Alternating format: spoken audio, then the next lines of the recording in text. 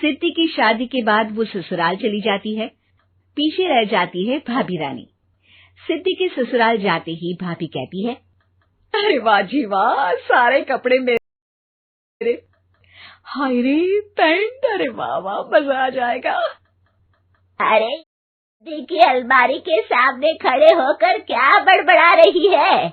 जाकर देख मेहमानों को विदाई की मिठाई मिली कि नहीं। अब हाँ माँ जी, क्यों नहीं, लेकिन पहले कपड़े तो बदल लूं। अब रानी आ जाती है सिद्धि के उन कपड़ों में जो वो ससुराल जाने से पहले घर छोड़ जाती है। अरे रानी, कुछ दिन रुक जाती। अरे ये तो सिद्धि बिटिया को मैंने ही दिया था, बड़ा ही फबता था उस पर, तुझ पर तो कुछ खास नहीं लग रहा। अब वो ना, मेरे सारे कपड़े गीले थे तो सोचा पहन लूं। वैसे भी सिद्धि को कौन सा दिन पुराने आउटडेटेड कपड़ों को पहनना है। वैसे भी ये सूट तो मैंने तभी पहना था, वैसे खास है भी नहीं ये। हाँ ठीक है, लेकिन ना मेरी सिद्धि पर तो जमता था। सारे मेहमान चले जाते हैं और सिद्धि ससुराल से मायके पहली बार आती है। अपना घर, अपना कमरा, अपनी अलमारी। ये बोलकर जैसे ही सिद्धि अलमारी खोलती है तो सामने उसके कपड़ों की जगह कुछ और ही रखा होता है। माँ, जरा कमरे में तो आना। सास और रानी वहां पहुंच जाते हैं। रानी ने पहनी होती है सिद्धि की जींस और टी शर्ट। अरे भाभी, ये क्या? ये तो मेरी बड़ी ही महंगी टी शर्ट है, इसे आपने घर में क्यों पहनी है? अरे बहुत मिलती है दीदी ये चौक की मार्केट में, 150 में। ओ भाभी प्लीज, ये एरोपोस्टल है, 2000 की एक टी शर्ट। ओह, 2000 में तो दीदी 4 साड़ी आ जाए। अब क्या बोलूं? भाभी, ये मेरी अलमारी में छोटू के कपड़े, तो मेरे कपड़े कहाँ हैं? मेरी अलमारी में? अब दीदी आपको कौन से पुराने कपड़े पहनने थे? माना भाभी, लेकिन मैं जब घर आती तो यही सब पहनती ना। अरे तुम तो बड़ी कंजूस हो दीदी। खैर, वक्त आता है जब सिद्धि ससुराल के लिए रवाना हो रही होती है।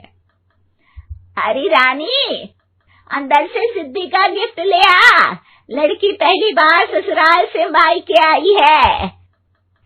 रानी अंदर जाती है और एक सिंपल सी साड़ी लेकर बाहर आ जाती है। ये लीजिए माँ जी। सास बेटी को गिफ्ट देकर ससुराल भेजती है। अगले दिन रानी एक सुंदर सी साड़ी पहनकर सामने आती है। अरे रानी, ये तो वो साड़ी है जो मैंने सिद्धि को देने के लिए दी थी जब वो ससुराल ले जाती, लेकिन ये तूने कैसे पहन ली?